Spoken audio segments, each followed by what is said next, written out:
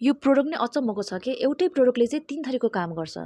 यो चाहिँ ब्रिलियरको powder face wash हो, जसलाई चाहिँ हामीले एज अ क्लिन्जर युज गर्न सक्छौँ अनि एज अ स्क्रब पनि र एज अ फेस प्याक। यसले चाहिँ छालालाई सफा अनि चम्किलो बनाउन चाहिँ एकदम हेल्प गर्छ।